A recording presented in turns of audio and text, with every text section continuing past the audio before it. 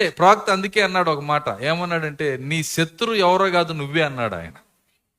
నీ శత్రువు ఎవరో కాదు, నీవు నరకంలో పడ్డావంటే కారణం నువ్వే, నువ్వు పాతాళంకి వెళ్ళావంటే కారణం నువ్వే, నువ్వు శాపగ్రస్తుడయ్యావంటే కారణం నువ్వే. నీకు వేరొక శత్రువుని చెప్పడానికి లేదు. చాలా మంది ఏమంటారు, ఆ సాతాను చేసిందండి, కానే కాదు. ప్రవక్త అట్ట చెప్పలేదు. సాతాను అనేది సెకండరీ, అంటే అది రెండో కారణమే కానీ మొదటి కారణం కాదు. అవ్వని తన్ను తాను రక్షించుకోవటానికి కావలసిన అధికారము, శక్తి, రక్షణ అన్ని దేవుడిచ్చేశాడు. అవ్వని వచ్చి గోలబెట్టి గిచ్చి అవ్వని దెయ్యము కరిసి ఏమి చేయలేదు.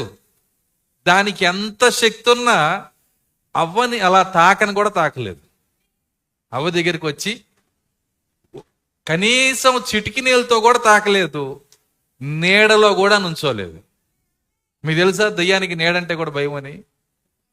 మనము దెయ్యం నీళ్ళలాగా వెళ్తుంటే భయపడతాం, కానీ నిజ పరిశుద్ధుల యొక్క నీడంటే దెయ్యానికి భయం. రివర్స్ అన్నమాట ఇది. అందుకే పేతురు, యోహానులు వాళ్ళు నడిచి వెళ్తుంటే వాళ్ళ నీడబడి, పౌలు గారి నీడబడి గలగలడిపోయాయి. నిజం అది. మనము అమ్మో అందులో నీడలాగా వెళ్తుందండి, మనం నీడకి భయపడతాం.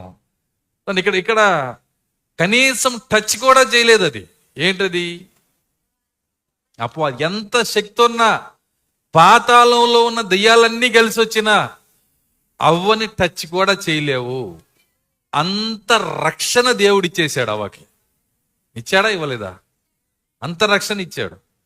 మరి అవ్వని నాశనం చేసింది సాతానా ఇంకొకట? ఆమె స్వభావమే. 6,000 సంవత్సరాలైనా కథ మారలేదు. మన స్వభావమే మనల్ని నాశనం చేస్తుంది. మన స్వభావమే మన శత్రువు. మన స్వభావం మనం మోసుకెళ్తున్నాము. ఇది భారములలో ప్రాముఖ్యమైన భారము. ఇప్పుడు ఇలాంటి భారమును, ఇలాంటి శత్రువును మనం మోసుకెళ్తున్నప్పుడు కృపగలిగిన దేవుడు ఒక పిలిపిస్తున్నాడు ఇక్కడ. ఏమని పిలిపిస్తున్నాడంటే, ప్రయాసపడి భారం మోసుకొనుచున్న సమస్త జనులారా నా యుద్ధకు రండి, మీ భారమును తీసేసి మీకు నేను విశ్రాంతిని ఇస్తానంటున్నాడు ఆయన.